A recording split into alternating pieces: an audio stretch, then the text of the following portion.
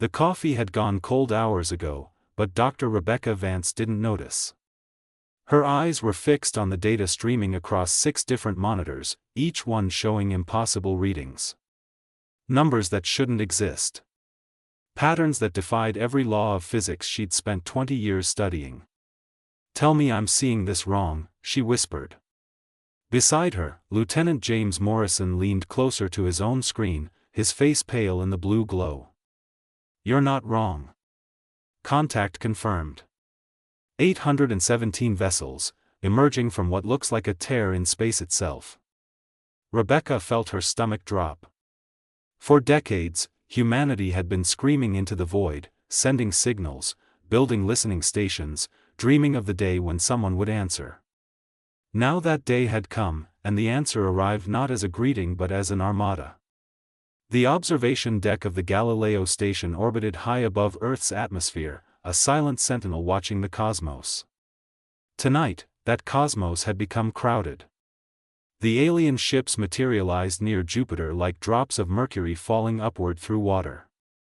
They were stunning, each hull adorned with intricate designs that seemed to shift and change as they caught the light. They moved with purpose, with coordination that spoke of intelligence far beyond human understanding. "Get me Director Hammond," Rebecca said, her voice steady despite the earthquake happening inside her chest. "And wake up everyone. I mean everyone." 8,000 kilometers away, on Earth's surface, Director Thomas Hammond was already awake. He stood in the Global Defense Initiative headquarters, watching the same data Rebecca was seeing. Around him, officers moved with controlled urgency, their training kicking in even as their minds struggled to process what was happening. "Sir, we're tracking the fleet's trajectory," said Captain Nina Reeves, her fingers dancing across a holographic interface. "Current speed and direction puts them at Earth's orbit in 17 hours. Have they responded to any hails?" Hammond asked. "Nothing. We've broadcast on every frequency we know. They're either ignoring us or they can't understand us." Hammond nodded slowly. He was 58, a career military man who had fought in 3 wars and negotiated 2 peace treaties. But this was different. This was humanity's first contact with alien intelligence, and it was coming at them like a tsunami. "What's our defensive capability?" Reeves pulled up a tactical display. "We have 143 combat-ready ships. Orbital defense grid is at 80% capacity. The Prometheus array is charged and ready, but sir, we've never fired it at actual targets." "And they have 800 ships," Hammond finished. "The smallest of which is twice the size of our largest carrier." The room fell silent. Everyone knew what those numbers meant. Hammond turned to face his officers. They were young, most of them. Bright-eyed recruits who had joined the Space Defense Force dreaming of exploration and discovery. Now they faced the possibility of extinction. "Listen carefully," Hammond said. "In a few hours, we're going to know whether these visitors came in peace or in conquest. Either way, we will be ready. Alert all ships. Full battle stations. Recall every vessel from the outer colonies. And somebody get the president on the line." Across the solar system, the call went out. Ships that had been mining asteroids turned and burned toward home. Science vessels conducting research near Saturn abandoned their experiments and raced back. Fighter squadrons that had been practicing maneuvers suddenly found themselves preparing for real combat. On Mars Colony, Commander Jackson Price watched the emergency broadcast with a sinking feeling. His wife and 2 children were on Earth. His ship, the Valiant, was fast, but not fast enough. By the time he reached home, whatever was going to happen would already be done. "All hands, battle stations," he announced over the ship's intercom. "Plot a course for Earth, maximum burn. And somebody say a prayer, because we're going to need all the help we can get." Back on the Galileo station, Rebecca had abandoned her research completely. She stood at the observation window, watching the alien fleet through the station's powerful telescopes. The ships were getting closer, their formation never wavering. They moved like a single organism, each vessel perfectly synchronized with all the others. "They're beautiful," Morrison said softly, standing beside her. "They're terrifying," Rebecca corrected. "That level of coordination, that technology. We're children playing with fireworks, and they're bringing the sun. Maybe they're friendly." Rebecca wanted to believe that. She wanted to believe that an advanced civilization would be peaceful, enlightened, beyond the petty conflicts that had plagued humanity for millennia. But she looked at those 800 ships, at their weapons arrays that her instruments could barely identify, and she couldn't shake the feeling that humanity was about to face its greatest test. "Maybe," she said. "But we'd better be ready if they're not." The hours crawled by. Earth's defense fleet assembled into formation, a thin line of silver against the black. It looked pathetically small compared to what was coming, but it was all they had. Every ship carried people who had families, dreams, fears. People who had never imagined they'd be called to defend their entire species. Hammond stood in the command center, surrounded by holographic displays showing every angle of the battlefield to come. The president had given him full authority. The world's governments, for once united, had placed humanity's fate in his hands. "Sir, they've crossed Mars' orbit," Reeves reported. 12 hours to contact." Hammond nodded. 12 hours. 12 hours until they knew if this was first contact or last stand. 12 hours until the future of humanity was decided by whatever intelligence guided those gleaming ships through the dark. "Then we wait," Hammond said. "And we prepare." The alien fleet came on, silent and beautiful and utterly unknown. The tension in the command center had become a living thing, coiling around every person like invisible wire. Director Hammond stood motionless, watching the countdown clock tick toward zero. Around him, dozens of officers monitored their stations, their faces illuminated by screens showing the approaching doom. 6 hours to contact, Captain Reeves announced. Her voice had lost its earlier steadiness. "Sir, the fleet is beginning to change formation." Hammond's eyes snapped to the main display. The alien ships, which had maintained their perfect geometric arrangement for hours, were now spreading out. They formed a net, a vast semicircle that would envelop Earth's defensive position from multiple angles. "They're flanking us," said Lieutenant Commander David Park, his tactical training evident in how quickly he read the movement. "Classic encirclement maneuver. They want to hit us from all sides simultaneously. Or they're trying to get around us entirely," Hammond replied. "They might not even consider us worth fighting." That thought was somehow worse than the alternative. To be dismissed, to be seen as so insignificant that an advanced civilization would simply bypass humanity's best defenses like stepping over an anthill. Hammond felt a surge of defiant pride mixed with cold fear. On the bridge of the destroyer Resolute, Captain Jackson Price had just arrived after his desperate burn from Mars.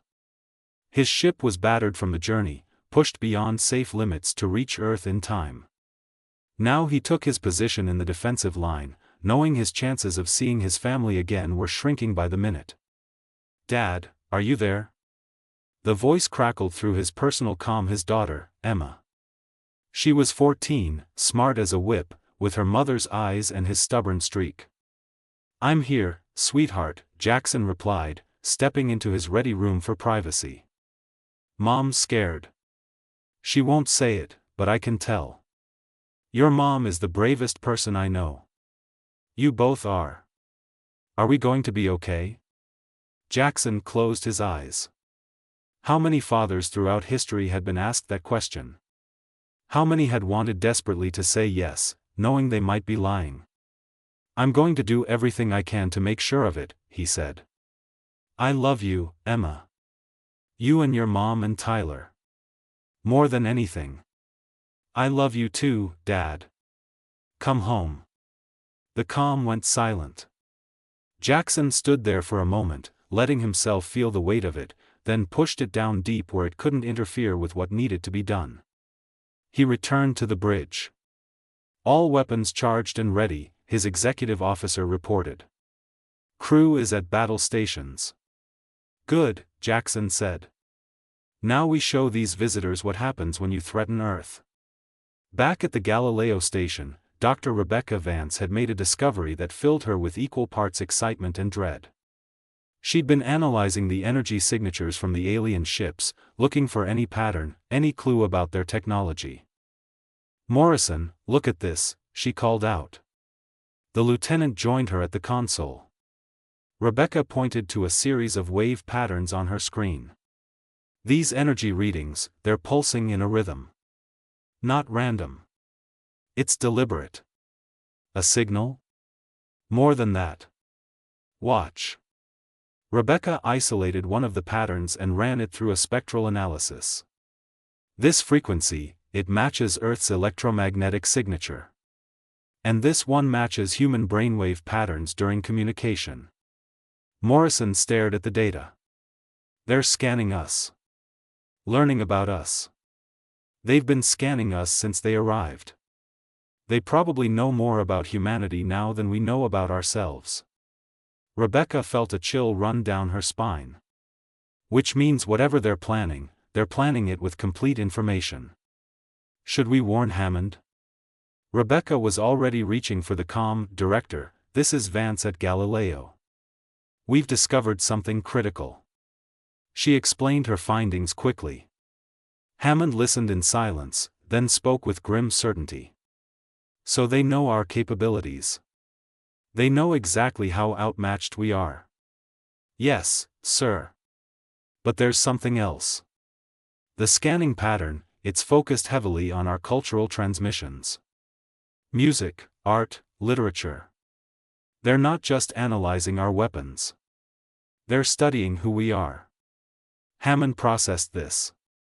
An enemy that wanted to understand their culture before attacking? Or perhaps something else entirely?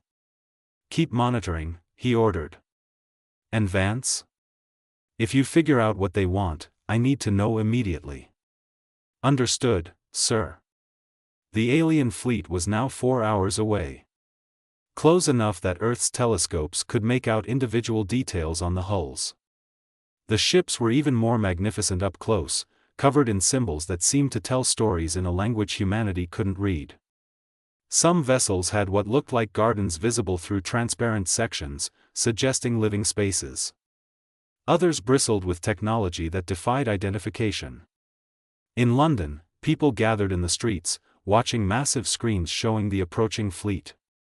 In Tokyo, families huddled together in their homes. In New York, churches held continuous services. Across the globe, billions of humans waited to learn their fate. Director Hammond had made his decision. The defense fleet would hold position. They would not fire first. But if those ships made any aggressive move toward Earth, humanity would fight with everything it had. 3 hours, Reeves said softly. The alien formation tightened as it approached. The ships began to emit a low-frequency hum that human instruments could barely detect but that somehow resonated in the chest of every person watching. It was not unpleasant, but it was alien, a reminder that these beings came from a place humanity had never seen, thoughts humanity had never imagined. On the Resolute, Jackson Price stood on his bridge, hands clasped behind his back, watching the enemy approach. His crew was silent, professional, ready. These were good people. The best humanity had to offer. Whatever happened next, they would face it together. "Captain," his tactical officer called out. "We're being scanned. Some kind of focused beam from the lead ship. Defensive screens up. But hold fire." The beam washed over the Resolute, a sensation like being watched by 1,000 invisible eyes. Then it moved on, scanning the next ship in line, then the next. The aliens were examining each human vessel individually, cataloging their capabilities with methodical precision. Rebecca watched from Galileo as the scans continued. She noticed something odd. After scanning each ship, the alien vessels would pause, as if discussing what they'd found. Then they'd move to the next one. "They're communicating with each other," she murmured. "Debating. But about what?" 2 hours to contact. The wait was agony. Hammond had been in combat before, had faced enemy fire, but there had always been a moment when the shooting started and training took over. This endless anticipation was worse than any battle. "Sir, something's happening," Reeves said urgently. The alien fleet had stopped moving. 800 ships hung in space, perfectly still, exactly 2 light seconds from Earth's defensive line. Close enough to strike. Close enough to talk. And then, for the first time, they sent a message. It came on every frequency simultaneously, a burst of data so complex it overwhelmed human receivers. But embedded within it was something simple. Something universal. Mathematics. Pure mathematics. Equations that describe the universe itself. And at the end, a question mark. The question mark hung in space like a bridge between worlds. For 30 seconds, nobody in the command center moved. They simply stared at the mathematical equation scrolling across their screens, at that single symbol that transformed everything from a potential massacre into something else entirely. "They're asking us something," Rebecca breathed over the open channel from Galileo Station. Her hands trembled as she worked to decode the meaning. These equations, they describe quantum entanglement, gravitational waves, the fundamental forces. They're not threatening us. They're testing us. Director Hammond felt something shift in his chest. Not relief, not yet, but possibility. "Can we answer?" "Give me 5 minutes," Rebecca said. Those 5 minutes stretched like hours. Around the world, people watched and waited. Parents held their children closer. Strangers reached for each other's hands. In that moment, every human being shared the same hope, the same fear, the same desperate wish that this encounter might end without bloodshed. Rebecca worked with furious concentration, her fingers flying across the keyboard. Lieutenant Morrison helped, pulling up humanity's greatest mathematical achievements. Together they crafted a response, not just showing that humans understood the equations, but building upon them, demonstrating creativity and insight. "Ready," Rebecca finally announced. "Sending now." The reply shot across space at the speed of light. 2 seconds later, it reached the alien fleet. 2 seconds after that, humanity received its answer. The alien ships began to glow. Not with weapons charging, but with light that pulsed in patterns, colors shifting through spectrums human eyes could barely perceive. It was beautiful, like watching music made visible. And embedded in that light show was another message, this one containing something that made Rebecca gasp. "They're sending us their history," she whispered. "Images, data, information about their civilization." Hammond watched as the information flooded their systems. He saw worlds he couldn't name, beings whose forms defied description, technology that seemed like magic.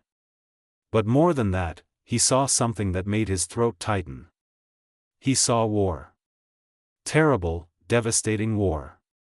Planets burning. Fleets destroying each other in battles that made humanity's conflicts look like children fighting in a sandbox. He saw civilizations rising and falling, species going extinct, entire star systems turned to ash. And then he saw peace. Hard-won, fragile, precious peace. He saw these alien beings, whoever they were, learning to put aside their weapons. Learning to talk instead of fight. Learning that survival meant cooperation. The message was clear. They had been where humanity was now. They had faced the same choice. Destroy or be destroyed. And somehow, against all odds, they had chosen a different path. Captain Jackson Price stood on the bridge of the Resolute, watching the light show with tears streaming down his face. He thought of Emma, of his wife Sarah, of his son Tyler who was only 8 years old. He thought of the future they might have, a future that suddenly seemed possible again. "Stand down weapons," Hammond ordered, his voice thick with emotion. "All ships, power down combat systems. This is not a battle. This is first contact." Across the human fleet, weapons went cold. Missile tubes closed. Energy cannons powered down. It felt like the entire species had been holding its breath and finally could exhale. The alien ships responded by breaking their encirclement formation. They spread out into a new pattern, one that Rebecca recognized immediately. "It's a flower," she said, wonder in her voice. "They're arranging themselves into the shape of a flower. It's a symbol of peace, of growth, of life." Hammond activated his communication system, broadcasting on all frequencies. He didn't know if the aliens would understand his words, but he hoped they would understand his intent. "This is Director Thomas Hammond of Earth. On behalf of humanity, we welcome you. We come in peace. We hope you do as well." The response came not in words, but in action. One of the smaller alien vessels detached from the formation and began moving slowly toward the human fleet. It was a gesture of trust, sending a single ship into the midst of hundreds of potential enemies. "Sir, what are your orders?" Captain Reeves asked. Hammond made a decision that would echo through history. "Send a ship to meet them. Captain Price, you have a family waiting for you. Would you do us the honor?" Jackson felt his heart swell. "It would be my privilege, sir." The Resolute moved forward, slowly, carefully, until it hung in space facing the alien vessel. The two ships, one human and one alien, representatives of species that had never known the other existed, met in the silence between worlds. For a moment, nothing happened. Then both ships extended docking tubes, reaching out like hands clasping in greeting. When the seals locked, Jackson knew that everything had changed. Humanity was no longer alone. Would never be alone again. On Earth, people erupted in celebration. Strangers hugged in the streets. Church bells rang.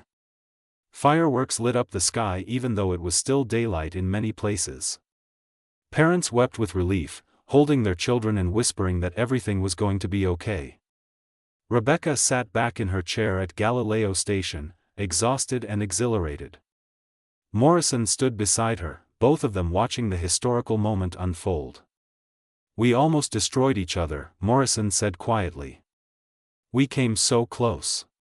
"But we didn't," Rebecca replied. "We chose to communicate. We chose to try. That's what makes us human. Not our weapons or our technology, but our capacity to hope even when hope seems impossible."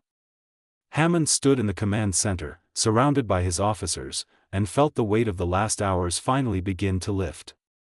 They had faced the unknown and survived. Not through violence, but through courage of a different kind. The courage to lower your weapons when every instinct screams to fire. The courage to believe that understanding is possible even across the vast gulf between species. "Sir, we're receiving another transmission," Reeves said. "It's different this time. Simpler." On the screen appeared a single image. A planet, blue and green and beautiful, hanging in space. Earth. And beside it, another image. A different planet, purple and silver, equally beautiful. Their world. Two worlds. Two species. One moment of choice that changed everything. Hammond thought about his own children, grown now with families of their own. He thought about the grandchildren he hoped to meet. He thought about all the generations to come, human and alien alike, who would inherit this moment. "Send a reply," he said. "Tell them we understand. Tell them we're ready to learn." The message went out, carrying with it humanity's greatest gift. Not mathematics or science or technology, but something simpler and more profound. The willingness to reach out instead of strike down. To ask questions instead of making assumptions. To see the universe not as a place of threats, but as a place of infinite possibility. The alien fleet remained in orbit, no longer invaders but visitors. And humanity, for the first time in its history, truly understood what it meant to be part of something larger than itself. Claude can make mistakes. Please double-check responses.